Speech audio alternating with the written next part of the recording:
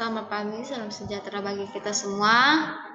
Saya di sini akan menjelaskan pendidikan anti korupsi prakarya kelas 9. Kejujuran dalam keuangan untuk membeli alat dan bahan. Yang pertama itu jangan melebih-lebihkan biaya yang sudah ada. Yang kedua, harus sudah ada catatan masuk dan pengeluaran dalam pembelian alat dan bahan. Yang ketiga itu jika sudah bayar kita harus melihat catatan tersebut. Yang keempat, ada nama kita atau tidak agar tidak terjadi pembayaran 2 kali. Nah, berani dalam mengumpulkan tugas yang guru berikan dan kreatif mungkin. Dan berani dalam menjelaskan tugas yang guru berikan kepada murid. Murid itu harus menjelaskan apa yang guru berikan, apa yang guru berikan tugas kepada anak.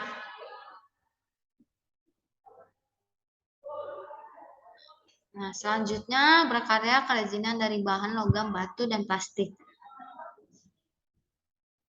Nah, sumber inspirasi dalam berkarya kerajinan diperoleh dari lingkungan alam, imajinasi, dan kehidupan sehari-hari. Nah, langkah-langkah dalam proses pembuatan kerajinan dari bahan logam, batu, dan plastik dimulai dengan cara gagasan untuk mendapatkan desain yang diinginkan. Nah, prosedur pembuatan produk kerajinan dari bahan logam, batu, dan plastik. Produk kerajinan dari logam yang pertama, membuat anting dari lempengan perak. Buatlah desain anting-anting yang menyatukan dari kawat dari lempengan. Desain kawat digunakan sebagai alas untuk membuat motif. Berikutnya ada gunting lempengan perak berbentuk segitiga dengan ukuran sisinya 5 cm. Setelah digunting, lanjut dengan pengikiran di bagian tepi agar menghasilkan sisi yang halus. Berikutnya, lubangilah bagian sudut atas segitiga dengan menggunakan paku sebagai tempat penyambung anting-anting. Buatlah beberapa bentuk motif spiral sebagai motif utama pada anting-anting. Seperti gambar ada di samping ya. Terus selain itu, buatlah jam ring dan kaitan ring dengan bahan kawat tembaga menggunakan peralatan tenggam. Sambungkan motif, kaitan, dan jam ring pada lempengan sehingga membentuk satu kesatuan anting-anting yang telah sempurna dengan cara dilas. Seperti gambar di samping bisa dilihat sendiri. Pada tahapan akhir atau finishing, lakukan proses semir agar terlihat mengkilat. Ini yang sudah jadi, ada di gambar, ada di samping gambar tersebut.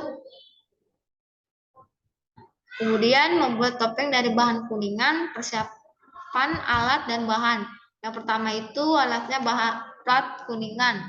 Yang kedua triplex, lem, cairan, pembersih plat, pahat, karet, lembaran, cat, dan spons.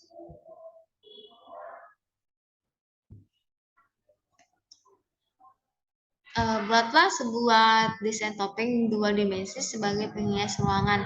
Kita membuat sebuah desain topeng 2 dimensi sebagai penghias ruangan. Kemudian pilihlah kuningan bekas yang sudah bersih dan dipilih dengan kualitas campuran timah yang rendah agar mudah dibentuk. Kuningan yang tidak rata diratakan terlebih dahulu dengan cara digosok atau ditekan.